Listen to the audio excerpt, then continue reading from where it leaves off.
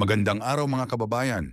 Kung ikaw ay nagtatrabaho dito sa Poland at nakakaranas ng problema sa trabaho, tulad ng hindi pagbabayad ng sahod, sobrang oras ng trabaho, o hindi makataong kondisyon, ang video na ito ay para sa iyo. Ipapaliwanag ko kung saan at paano ka pwedeng mag-report ng labor-related problems dito sa Poland, kahit ikaw ay foreign worker. Ano-anong labor problems ang pwedeng i-report?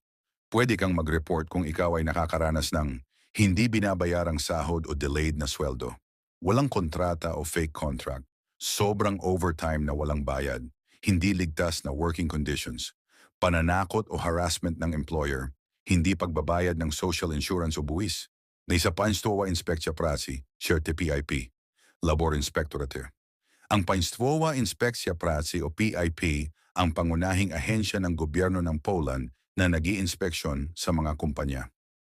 Ano ang pwede nilang gawin? Mag-imbestiga sa employer, magpataw ng multa, mag-utos na bayaran ng tamang sahod. Paano mag-report sa PIP? Online complaint, pwede kahit anonymous. Personal na pagpunta sa kanilang opisina, sulat o email. Tip, mas malakas ang reklamo kung may ebidensya tulad ng kontrata, payslip, screenshots ng usapan, o oras ng trabaho. Korte sa trabaho, labor court. Kung hindi pa rin inaaksyonan ang problema, pwede kang magsampa ng kaso sa labor court, son presi. Pwede mong idemanda ang hindi nabayarang sahod, illegal termination, paglabag sa kontrata. Note, may mga libreng legal aid at NGO na tumutulong sa mga migrant workers. 3 ZUS, Social Insurance Office. Kung ang employer mo ay hindi naguhulog ng social insurance, hindi ka nirehistro bilang worker, pwede kang mag-report sa ZUS, Zakład Ubezpieczeń Społecznych. Ito ay mahalaga para sa health insurance, pension, legal status sa trabaho.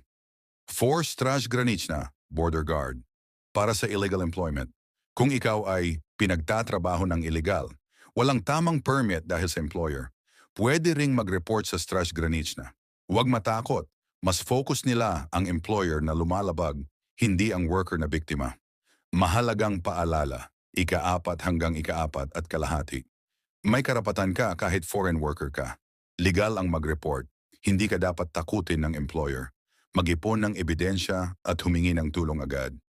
Kung nakatulong ang video na ito, i-like at i-share para makatulong sa ibang kababayan dito sa Poland. Mag-subscribe sa YouTube channel na ito para sa more OFW tips at i-comment kung may tanong ka o gusto mong topic sa susunod na video. Tandaan, ang kaalaman ay proteksyon, huwag matakot ipaglaban ang karapatan mo. Maraming salamat at ingat tayong lahat.